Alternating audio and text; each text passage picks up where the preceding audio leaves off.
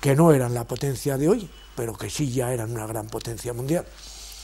España quería ganar a los Estados Unidos y ganarla sin hacer un ejército y una armada, que esto ya es rizar el rizo de los despropósitos. Por no gastar dinero, no hacían los programas navales o los programas de modernización de las Fuerzas Armadas.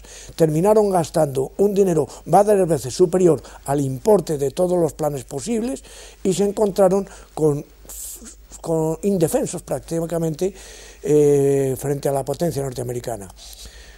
Hubo varios programas navales importantes, el de Beranger, el de Rodríguez Arias, que fue el que se aprueba y que importaba 225 millones de pesetas que no se llegaron a gastar porque se suponía que era una cifra absolutamente demencial.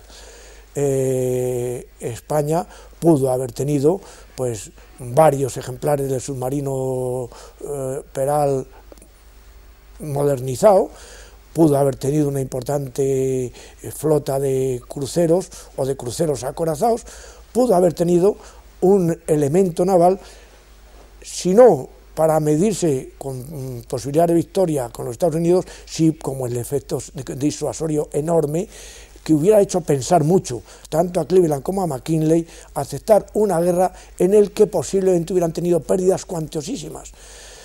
Hubiera sido un elemento disuasor, y en el ejército de tierra no digamos, el ejército pues realmente era un ejército que tenía la capacidad suficiente para medirse con los rebeldes, con los insurgentes, pero no en absoluto para medirse con un ejército equipado a la moderna. Carecía de medios de artillería, de medios de armas automáticas, carecía de potencial para medirse con un ejército extranjero de una primera potencia mundial. Sin embargo, hubiera podido también tener ese ejército. Ese ejército mediocre español, pues en Santiago de Chile produjo cuantiosísimas pérdidas al ejército de Sifert. Un ejército varias veces superior en potencia, con un gasto no mucho más elevado, desde luego hubiera sido un elemento que hubiera obligado a los Estados Unidos a medir muy mucho sus posibilidades de desembarco. No se hizo un ejército eficiente, no se hizo una armada poderosa, se gastó mucho más dinero del que hubiera sido necesario para constituirlos, varias veces superior, se perdieron unas pérdidas humanas catastróficas, la inmensa mayoría de ellas por enfermedad, pero en fin, también varios millares en combate.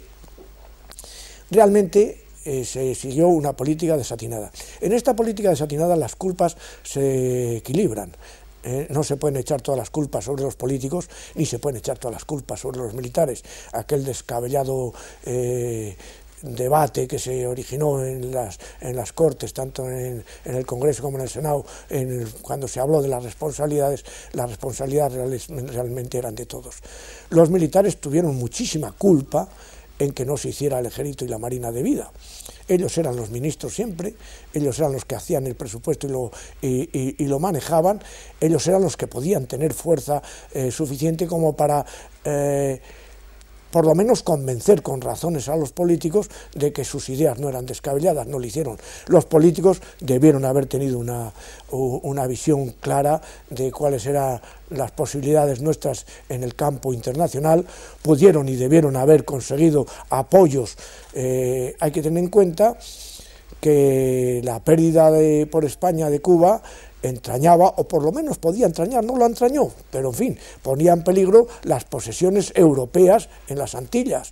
Inglaterra, Holanda, Francia aparecían como aliados naturales de España frente a una intromisión en fuerza de los norteamericanos, la propia Alemania. En realidad la política que siguió España fue muy poco hábil. No consiguió ni un solo apoyo de todas estas potencias que aparecían como aliadas naturales. No lo consiguieron. En una palabra, se llegó al enfrentamiento en pelota picada.